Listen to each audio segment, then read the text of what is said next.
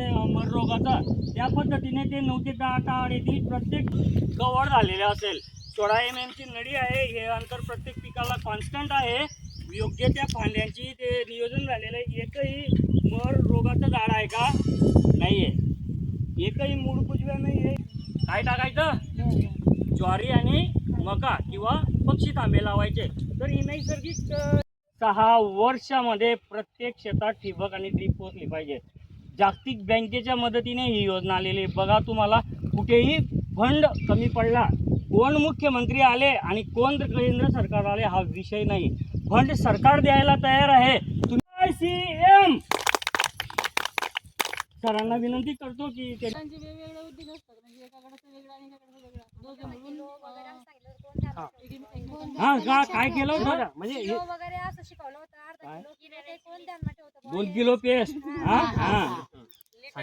सांघिक खेळ पण खेळवले. खेळीमेळीने गटाची एक स्पर्धा तयार होते आणि मग आपल्याला त्यांनी हे सुद्धा हे केलं होतं, त्यांच्याकडून बनवून घेतले होते आणि ते प्रेझेंट पण करायला लावले होते. हो हो. बरं, हा जो कार्यक्रम शेती शाळेसाठी आलेले आहेत तुम्ही, बरोबर? आपल्याला शाळा सोडून किती वर्ष झाले आता? खूप वर्ष झाले ना. त्याच्यामुळे आता आपल्याला नवीन शाळा जी आहे, या शाळेमध्ये शिक्षक कोणीच नाही, सर्व विद्यार्थी आहेत. महाजन साहेब पण विद्यार्थी आहे, मी पण विद्यार्थी आहे आणि आपण एकमेकांना शिकवणार आहोत, बरोबर आहे? त्या चर्चेच्या अनुषंगाने तुम्ही अजून तुमचे काही कुटुंब असेल, तुमचे मित्र असतील, मैत्रिणी असतील, सर्व ग्रुप शेतीचा जो असेल त्यांना तुम्ही आणि कसं तयार करायचे, ते आई येते 2 भागातली, ते कशी येते, त्याला कसं लावायचं, दुसऱ्या वर्गात त्यांनी सांगितलं. बरं, ट्रॅप लावले होते का तुम्ही इथे? कुठे? हरभऱ्यामध्ये 1-2-3 गोष्टी महत्वाच्या बघायच्या.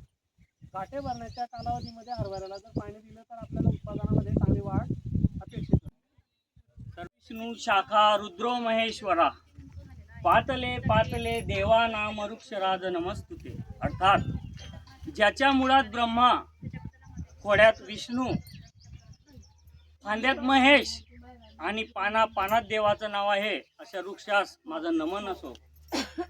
आपण निसर्गात राहणाऱ्या सातपुड्याच्या पायथ्याशी सगळं कामकरी कष्टकरी असलेला वृक्षाचं नमन करणं आपल्याला वेगळं सांगणं नाही. का नमन करतो? आपली प्राणवायू तेवढच ठेवण्यासाठी लागणारा जो ऑक्सिजन आहे आपल्याला त्यापासून मिळतो. तर project on climate religion agriculture आढावा येथील शेतीशाळा क्षेत्र दिनानिमित्त जमलेल्या सर्व 5 वर्गांपासून तर आज 5व्या वर्गांपर्यंत उपस्थित असलेले आपण सर्वांचं खूप मनापासून अभिनंदन करतो. या समिती चोपडा डायरेक्टर शामराव एस महाजन विद्यालय यांनी स्वीकारावं असं मी त्यांना विनंती करतो. आपल्या तालुक्याचे जसे तहसीलदार असतात, आपल्या तालुक्याचे जसे BDO असतात, ते तहसीलदार महसूलचं काम बघतात, BDO तुमच्या ग्रामपंचायतीचे सगळे, आणि तसं कृषीचा जो म्हणजे शेतीशी निगडीत जे वेगवेगळे पंचनामे करणारे अधिकारी असतात, वेगळ्या योजना असतात, ते तालुका कृषी अधिकारी आमचं कार्यालय सगळ्यांना माहिती दिलेलं आहे. तर आदरणीय दीपकजी साळुंके साहेब आपल्यात आलेले आहेत, त्यांचंही मी आपणा सर्वांच्या वतीने स्वागत करतो. मंडळ कृषी अधिकारी पर्यंत जे बघतात, मंडळ कृषी अधिकारी सनेर साहेब आपल्यात उपस्थित झालेले आहेत, त्यांचंही स्वागत करतो. तसंच श्रीमती भारती सचिन महाजन यांचं सुद्धा आपण स्वागत करूया. आणि माझे पप्पा आदरणीय कृषी अधिकारी साहेबांना विनंती करतो की त्यांनी रमेशजी आप्पा यांचं पुष्पगुच्छ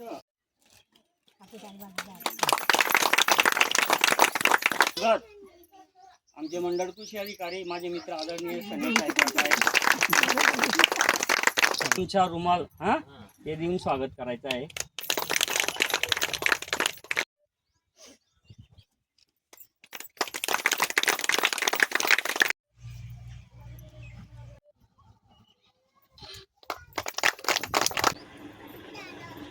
प्रमुख आहेत उपविभागीय कृषी अधिकारी आदरणीय साठे साहेब यांचं सुद्धा आपण स्वागत करूया. तत्पूर्वी आपण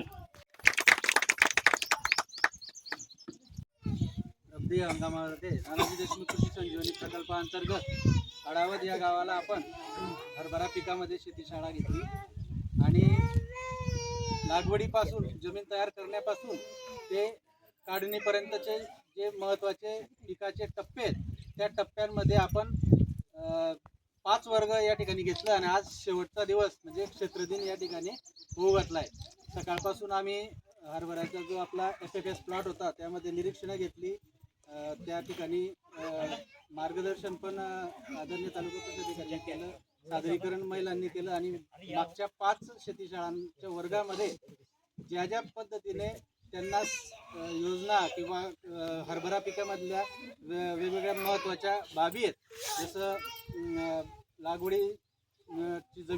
जमिनीची निवड असेल, त्या ठिकाणी मशागती असतील, बीज प्रक्रिया असेल, व्यासपीठावर विराजमान सर्व आदरणीय प्रगतशील शेतकरी, त्याचबरोबर आपल्या तालुक्याचे तालुका कृषी अधिकारी मान्य साळुंके साहेब, तसंच आमचे मंडळ कृषी अधिकारी सोनवणे साहेब, त्याचबरोबर कृषी पर्यवेक्षक सनेर सर आणि या ठिकाणी कार्यरत असलेले सहाय्यक कृषी अधिकारी आमचे किशोर महाजन सर. आणि आज या वेळेपर्यंत आपण सर्वजण म्हणजे महिला शेतकरी या ठिकाणी उपस्थित आहेत, तर तुम्हाला देखील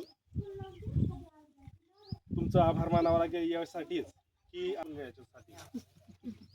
बरं, आतापर्यंत आपले 5 शेतीशाळेचे वर्ग झाले. काय फीडबॅक आहे तुमचा किंवा काय वाटतं तुम्हाला शेतीशाळेबद्दल, काय मत आहे? ज्या गोष्टी माहिती नव्हत्या बारीक गोष्टी माहिती म्हणजे फरक वाटला का? आतापर्यंत काही किंवा कोणाला knowledge काही मिळालं माहित का तुम्हाला? नव्हतं. तर तुम्ही सर्वांनी शिकून घेतलं का? हो. बरं. शेतीशाळेचा आपला उद्देश हा असतो की शेतीच्या मशागतीपासून किंवा जमीन तयार करण्यापासून ते उत्पन्न घेईपर्यंत या कालावधीमध्ये काय काय गोष्टी करता येतील आणि कमी खर्चामध्ये उत्पन्न कसं घेता येईल या दृष्टीनं आपण नियोजन करत असतो.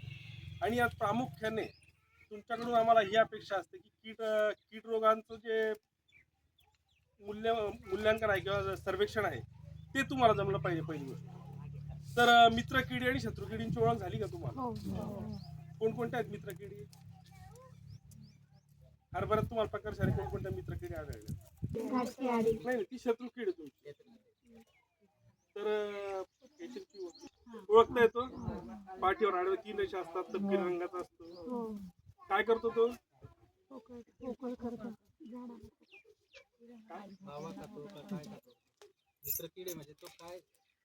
मित्रकीड काय करणार? आपली जी मित्रकीड असेल ती आपल्याला मदत करणार. बरोबर, ट्रायकोडर्मा हो बरोबर. किती जणांनी केली ट्रायकोडर्माची ट्रीटमेंट बियाण्याला? आणि शेतामध्ये बुरशी आढळली का मग तुम्हाला? त्याचा उपाय जाणवला का? उपयोगी आली ना ती ट्रायकोडर्मा? हा, मग आता बॅक्टेरियाची वाढ करण्यासाठी किंवा त्या गाठींची वाढ होण्यासाठी आपण हा लिक्विड कॉन्सेप्टचा प्रयोग करत असतो. आपलं म्हणजे फॉस्फरस किंवा पोटॅश जो आहे तो पिकाला उपलब्ध करून देण्याचं काम हे लिक्विड कॉन्सेप्टच्या करतो. त्याच्यानंतर तुम्हाला भर टाकायला सांगितले असतील साहेबांनी, महाजन साहेबांनी. हां, ज्वारी मक्याचे भर टाकले होते. त्याचा काय उपयोग होतो भर टाकल्यामुळे? ते पक्षी काय करतात?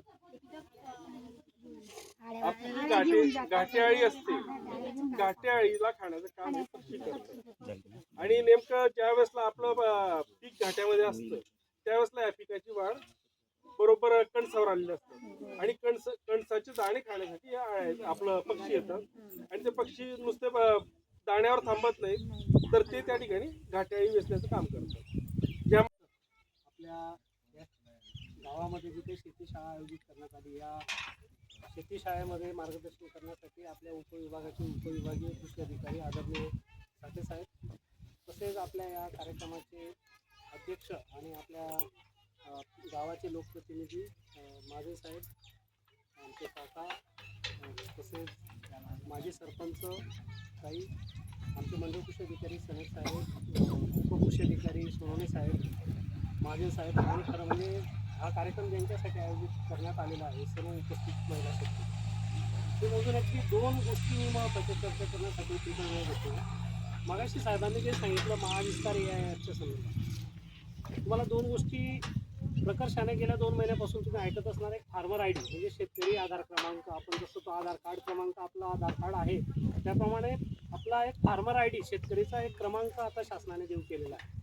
मला वाटतं आपण उपस्थित महिला शेतकऱ्यांपैकी कोणाच्या नावाने शेती आहे थोडं मला कळेल का? आपल्यापैकी सातबाऱ्यावर नाव आहे असे किती जण आहेत? कोणीच नाही. नावावर कुटुंबामध्ये आपल्या घरात आपल्या मुलाच्या नावाने किंवा पतीच्या नावाने कोणाच्याही नावाने जर आपल्याला शेती असेल तर सर्वात महत्त्वाचं म्हणजे आज घरी गेल्यावर तुम्हाला एक प्रश्न करायचा आहे की आपल्याकडे फार्मर ID आहे का? फार्मर ID आपण करून घेतलेला आहे का? आणि फार्मर ID झाल्यानंतर तर पुढची आपली एक स्टेप आहे जसं साहेबांनी सांगितलं महाविस्तार AIR. आपल्या उपस्थितांपैकी कोणाला माहिती आहे का विस्तार ॲपच्या संदर्भात माहिती आहे का?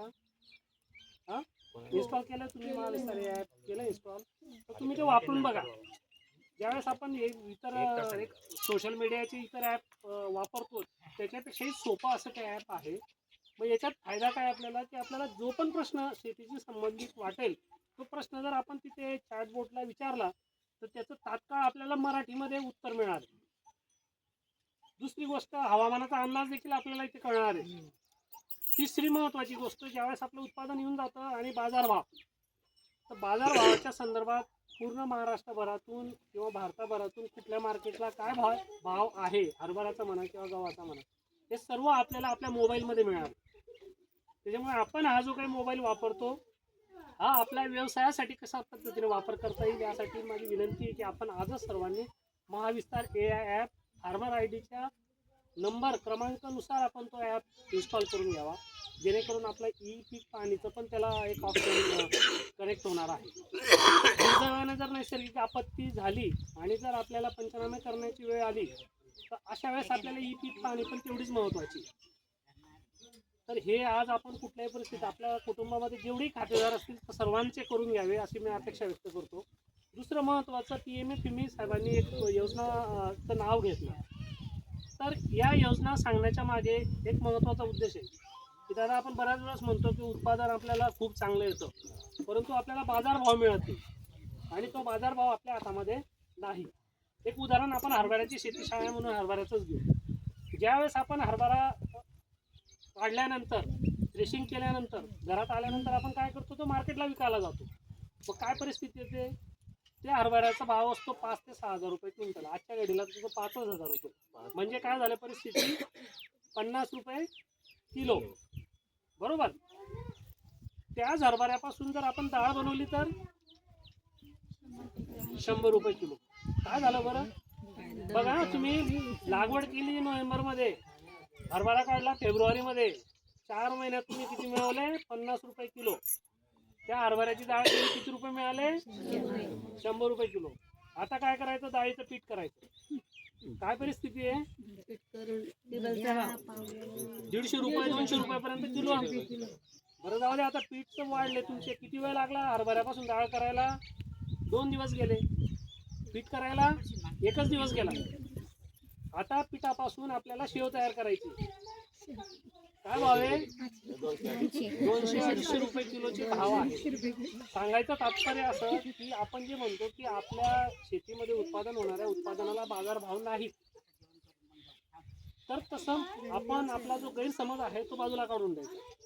बरं हे सर्व करायला आपल्याला एकट्या दुकट्या शेतकऱ्याला शक्य होत नाही म्हणून तुमचे गट केलेले. तुमचे उमेदचे गट असतील आमच्या कृषी विभागाचे शेतकऱ्यांचे गट असतील तर तुम्ही सर्व मिळून जर एकत्रित आलात तर एकट्या दुकट्याला दाल मिल करणं शक्य आहे का? समजा 1 लाखाची आपल्याला छोटी मिनी दाल मिल करायची तर एक शेतकरी जर करायला गेला तर तो म्हणेल माझ्याकडे एवढा हरभरा येत नाही आणि मग मी तो कुठे उद्योग करत बसू. मग अशा वेळेस जर तुम्ही एक 15-20 महिला शेतकरी जर एकत्र आले आणि जर तुम्ही गटाच्या माध्यमातून जर एक छोटी मिनी दाल मिलचा जर प्रोजेक्ट केला तर तुमच्या गावात तयार होणारा हरभरा तुम्ही त्यापासून डाळ बनवू शकता. अजून त्याची पुढची स्टेज अशी आहे की हे दाल मिल घ्यायला तुम्हाला अनुदान आहे कृषी विभागाकडून. म्हणजे तुम्ही 1 लाखाची दाल मिल जर घेत असाल तर तुम्हाला 40-50 हजार रुपये अनुदान मिळणार आहे. म्हणजे तुम्हाला फक्त 50,000 खर्च करायचे. बरं एका जणाला 50,000 खर्च करणं आणि 20 जणांना 50,000 खर्च करणं म्हणजे किती काय? एकाला फक्त 2,500 ते 3,000 4,000 रुपये, जास्तीत जास्त 5,000 रुपये. बरं आपण कुठेतरी लग्नाला वगैरे जातो तर 3-4,000 रुपये सहज खर्च करतो. मग एक उद्योग चांगल्या पद्धतीने तयार होऊ शकतो. मग त्याला तुम्हाला जागा म्हणा किंवा कुठे काय सर्वानुमते जर केलं तर खूप उत्तम प्रकारचा असा एक व्यवसाय होऊ शकतो. या त्याला सुद्धा अनुदान आहे. ती चक्कीची कॅपॅसिटी आहे, दाल मिलची पण कॅपॅसिटी आहे की तुम्हाला किती मोठं घ्यायचं किंवा किती छोटं करायचं. तर सुरुवातीला आपण एक छोट्या प्रकल्पापासून सुरुवात जर केली तर एक हळूहळू आपण त्याच्यामध्ये प्रगती करू शकतो. आपल्याला वाटलं तर अजून एक्सपान्शन आपल्याला त्याला वाढीव मोठे मशिनरी पण घेऊ शकतो. त्याला छान पॅकिंग मशीन पाहिजे, त्याला पण अनुदान आहे. तर हे सर्व प्रकल्प कृषी विभागाकडे योजना आहे. आपण तयारी दाखवा. मी फक्त एक हरभऱ्याचं डाळीचं उदाहरण दिलं. कोणत्याही प्रकारची डाळ बनवण्यासाठी तुम्हाला या प्रकल्पात अनुदान मिळेल. यासोबतच काही महिला गट आहेत की ते पापड उद्योग करतात. पापड उद्योग करण्यासाठी जी मशिनरी लागते त्याला सुद्धा अनुदान आहे. तुम्ही साधी चक्की टाकली त्याला पण अनुदान आहे. म्हणजे थोडक्यात जे जे काही तुम्ही अन्न प्रक्रिया कराल याच्यासाठी आपल्याकडे एक चांगली योजना आहे PMATME नावाने जी आपण ओळखतो. त्यासाठी तुम्हाला प्रकल्प बनवणं, प्रकल्प बँकेतनं कर्ज मंजूर करून देणं, संपूर्ण मार्गदर्शन हे आपल्या कृषी विभागाकडनं केलं जातं. तर आपल्या शेती शाळेचा आता क्षेत्रीय दिन आहे, आपण इथे थांबणार आहोत. परंतु यापासून जर पुढे आपला 1 किंवा 2 प्रकल्प तयार झाले तर नक्कीच खरं म्हणजे आपल्याला या योजनेचा फायदा घेता आला आणि कुठून तरी आपल्या एक सामाजिक आणि आर्थिक उन्नती मिळवण्यासाठी आपल्याला शासकीय योजनेचा फायदा होईल अशी अपेक्षा व्यक्त करतो. आणि तुम्ही नक्कीच महाजन साहेबांशी संपर्क राहून या सर्व गोष्टी कराल अशी परत एकदा तुम्हाला विनंती करतो आणि माझे 2 शब्द थांबवतो. धन्यवाद. माझ्या सरांनी आपल्या गावामध्ये जी शेती शाळा आयोजित केली त्याच्याबद्दल मी त्यांचा फार धन्यवाद करते की त्यांनी आपल्याला खूप चांगलं मोलाचं मार्गदर्शन या 5 शेती शाळेमध्ये करून दिलं. तिथं म्हणजे हरभरा लागवड कशी करायची, त्याच्यानंतर त्यांच्यामध्ये अंतर किती ठेवायचं, त्याच्यानंतर त्याच्यामध्ये आपण मित्र कीटक कोणते असतात, आपण फवारणी कशी करायची, त्याच्यानंतर आपण निंबोडी अर्क वगैरे कसं म्हणजे सर्व प्रकारचं जे आपल्याला जे अपेक्षित होतं शेतकरी महिलांसाठी ते त्यांनी आपल्याला भरपूर चांगलं मार्गदर्शन केलेलं आहे. आणि तसंच आपल्याला पुढच्या वेळेस पण त्यांनी आम्हाला असं शेती शाळा आयोजित कराव्यात आणि मोलाचं मार्गदर्शन करावं आणि एवढं म्हणून माझे अजून आमचे गट म्हणजे प्रदेशामध्ये भाग घेतात सर. उडीद पापड, नागली पापड वगैरे सर्व पापडाचा व्यवसाय करतात. बनवतात का पापड? आपण केविकीचं त्याची कल्पना दिली ते ना पैठपूरच्या 6 तारखेला. पुरणपोळीचे